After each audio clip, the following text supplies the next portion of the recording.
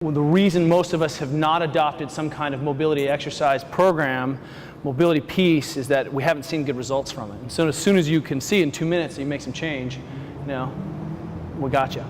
So the simplest thing that we talked about, and Greg Glassman in one of his original pieces would talk about, hey, if this is a position that you suck in, turn a barbell upright and just flagpole and stretch.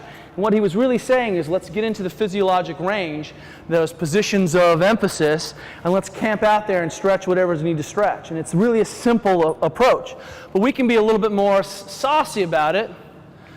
And if I grab one of these jump stretch bands, I can really hit some strange corners. I get a little distraction in the joint, which is nice.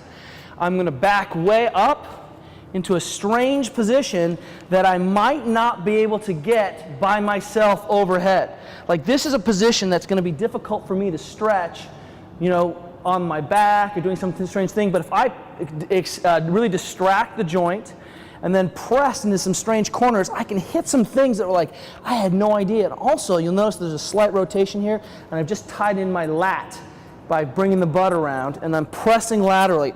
And if this position was extrapolated, I'm like, hey, let's get you stretching in this position. You're like, dude, that's the guy from Deliverance, right? Where he floats past him. Like, that's not really, you're like, dude, I don't even know what that feels like.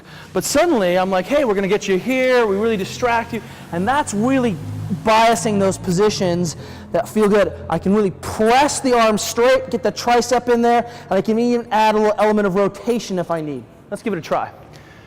Set up, 2-minute drill. Choose an arm. Choose the same arm you did before. Let's make it a super arm. 3, 2, 1. So back out, kind of hit those corners, distract as far as you can. Can you do some contract, relax here? Absolutely. Twisting away. You feeling some things? Oh yeah, and then trying to press through. So even turn more face the ground so you can really hit that kind of arm overhead flexion position and then press into the corner, right? So really pull back, then press to the ground. That biases that, and then you can hit those corners this way. Even pull this foot back. Good, and now you can tie that lat in. You feel that differently? So if I was, Jeannie, I would want to press, hold her arm and press her through there, right? That's really that's the image, but she's going to do that herself. You feel that? Hunter, now everyone rotate your arm back and forth a little bit. So just your arm, watch my hand. My hand turns in and my hand turns out. Straighten that arm, really focus that tricep straight. Arm in, arm out. Try to press into those corners. So if the arm is away from your ear, I want you pressing laterally so that arm is going back behind your ear. Can you feel that? The distraction, does that allow you to relax in there a little bit? Does that distraction allow you to relax a little bit? The distraction, the tension in the strap. So back up, get a lot of tension in that strap. Allows you to kind of hit some corners that you may not be good at. 20 seconds, let's go ahead and really rotate you face down. And then press this way. Can you feel that? Trying to bring the whole body into that position. Position of emphasis. A physiologic range. The unilateral bias lets me get into some corners. 20 seconds to go. 2-minute drill. And what I'll tell you right now is all of you have exceeded any ranges you would see in a kipping pull-up, right? And you've actually touched that range and hung out there long before and far longer than you would.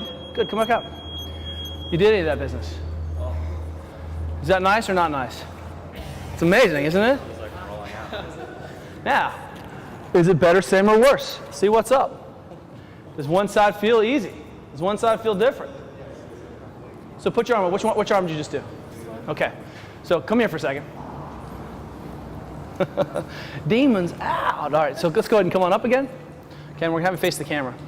And one of the things you're going to see is the distance between here and here. Now this is a much more integrated midline stable position. Can you see the difference? That one arm looks a little bit closer. This is one of those hippy-dippy things that I'm like, well, look at the difference here to here, and that's going to affect overhead positioning. But more importantly, I know I can reproduce this. But this side looks a lot more straight up and down and kind of set than this side, which is going to send a lot more force more obliquely. Can you see that? It's a simple mechanics, but this is a really big difference. That is always going to feel better than that. You agree? Yeah. She's set up, kick, ready to go. And that was what, 2-minute drill? Should you guys do the other side? Probably should. Just do the other side. Did you like the difference there? Can you see a difference here? Which arm did you do? So go ahead. I know. Let's face the camera. Okay? One more time. Straight up. All right. So can you see a difference? Right? I mean, is there any change in this athlete? I don't know. Maybe I can see a difference and maybe I can't. Maybe that puts them into a better position and maybe it doesn't. Maybe stretching is really just a bunch of smoke and mirrors. But I don't think so, right? And that's the 2-minute drill. Can you make a change in 2 minutes? One of the things we need to become more sophisticated about is having basic tools to understand what's going on. And a lot of times, the tissues get irritable and kind of have a low tolerance threshold for silliness. If you just buy them a little slack, and having a concept of where to start makes a big difference, right? That's 3 2-minute drills, and we see a pretty significant difference in position. Is that pretty easy? Yeah?